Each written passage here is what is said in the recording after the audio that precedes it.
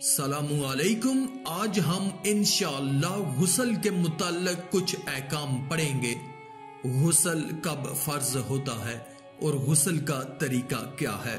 रसूलुल्लाह सल्लल्लाहु अलैहि वसल्लम ने फरमाया, अल्लाह ताला हक बात को बयान करने से हया नहीं करते, तो गुस्ल के जो मिसाइल हैं बाज दफा उनमें ऐसी बातें आती हैं जो बज़ाहिर हया के खिलाफ हैं, लेकिन इल्म की एक बात है, सीखने और सिखाने में हया अगर करेंगे तो फिर जाहिर है कि सारी जिंदगी बंदा जाहिल ही रहेगा।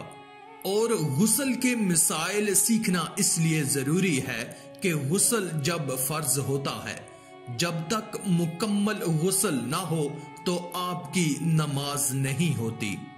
एक हदीस है, रसूलुल्लाह सल्लल्लाहु अलैहि वसल्लम ने फरमाया कि गुस्ल फर्ज होता है ख्वाहिशे नफ्स के साथ, जिस्म से मनी खारिज होने से।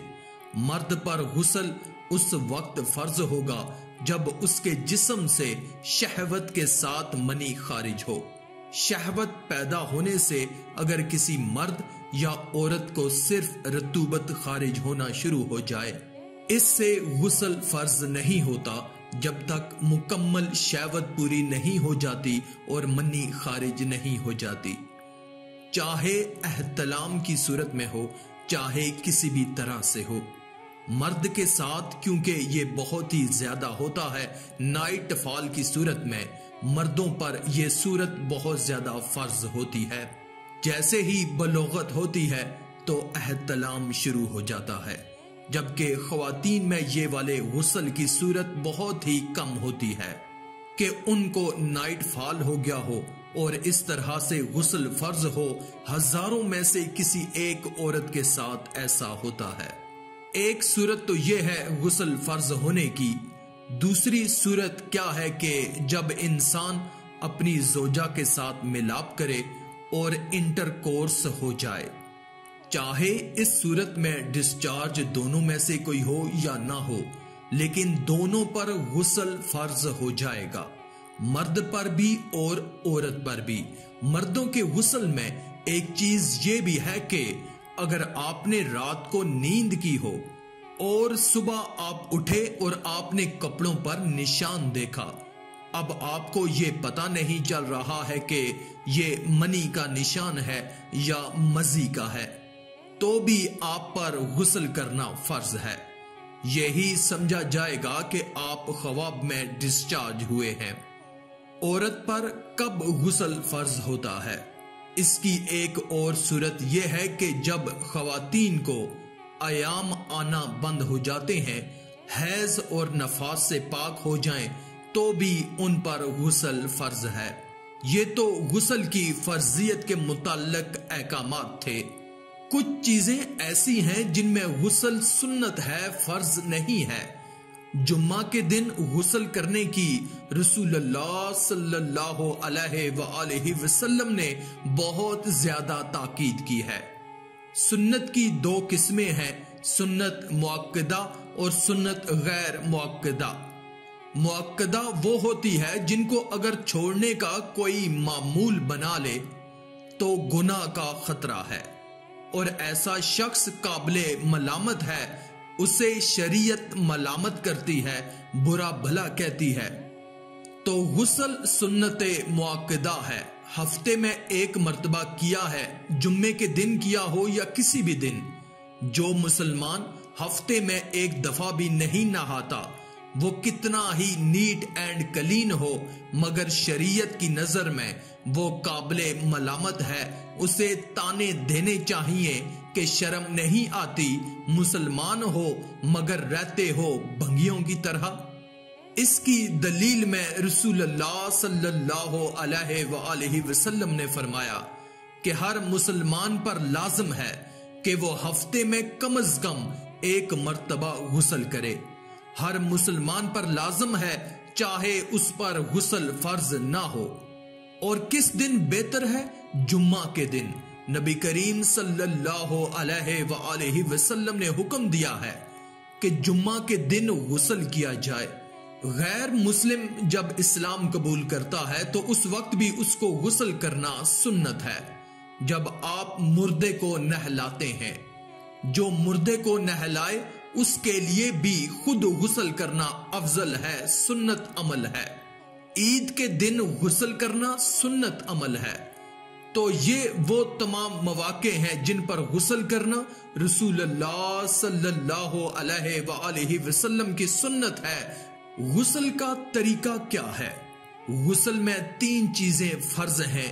मुंह भर के कुल्ली करना, नाक में पानी डालना कि नाक की जो नरम जगह है ये अच्छी तरह तर हो जाए, और पूरे जिस्म पर एक मर्तबा पानी बहा देना कि जिस्म में बाल के बराबर भी जगह खुश्क ना रहे। ये तो है फर्ज, यानी ये काम किसी ने किसी भी तरह से कर लिया तो गुस्ल अदा हो जाएगा, चाहे उसकी नीयत गुस्ल की थी या ना थी। चाहे कोई चलता हुआ जा रहा हो, फिसल कर तालाब में गिर गया, पूरे गोते खा के बाहर निकला, कुल्ली कर ले और नाक में पानी डाले तो गुस्ल उसका अदा हो जाएगा। अलबत्ता क्योंकि नीयत नहीं थी तो गुस्ल का सवाब नहीं मिलेगा। सवाब नीयत के बगैर नहीं मिलता इंसान को। ये फर्ज है पूरे जिस्म पर पानी बहाना, कुल्ली और नाक में पानी डालना। और सुन्नत तरीका क्या है? रसूलुल्लाह सल्लल्लाहु अलैहि वसल्लम गुस्ल कैसे करते थे?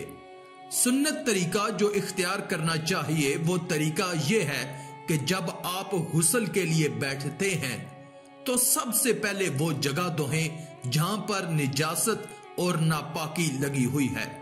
नाइट फॉल हुआ, किसी को एहतलाम हुआ, तो जहां जहां गंदगी लगी हुई है उसको अच्छी तरह से धोएं, अस्तंजा करें, शर्मगाह को धोएं, इसके बाद हाथ धोएं और मुकम्मल वजू करें जैसे हम आम हालात में वजू करते हैं। मुकम्मल वजू करने के बाद दाएं कंधे पर पानी डाला, बाएं कंधे पर पानी डाला। आजकल तो जदीद दौर है, शावर के नीचे जाकर खड़े हो जाते हैं तो सारे अमल इसमें खुद ब खुद ही हो जाएंगे, पूरे जिस्म पर पानी बह जाएगा। नबी करीम सल्लल्लाहु अलैहि वसल्लम के दौर में ये जदीद चीजें नहीं थी। शैम्पू और साबुन वगैरह तो रसूलुल्लाह सल्लल्लाहु अलैहि वसल्लम बैरी के पत्तों से गुस्ल की तरकीब दिया करते थे। बैरी के पत्तों को अगर पानी में पकाया जाए तो पानी में मैल किचैल को साफ करने की सलाहियत बहुत ज्यादा बढ़ जाती है। हमारे जमाने में इस तकल्लुफ की जरूरत नहीं है, साबुन वगैरह मिलते हैं, उनसे नहा ले आदमी। तो ये सुन्नत तरीके से गुस्ल हो जाएगा आपका। अगर किसी ने गुस्ल में वजू नहीं किया और वैसे ही पूरे जिस्म पर पानी बहा दिया तो भी उसका वजू खुद ब खुद हो जाएगा। इस गुस्ल से वो नमाज पढ़ सकता है, क्योंकि बाज लोग गुस्ल करने के बाद दोबारा वजू कर रहे होते हैं।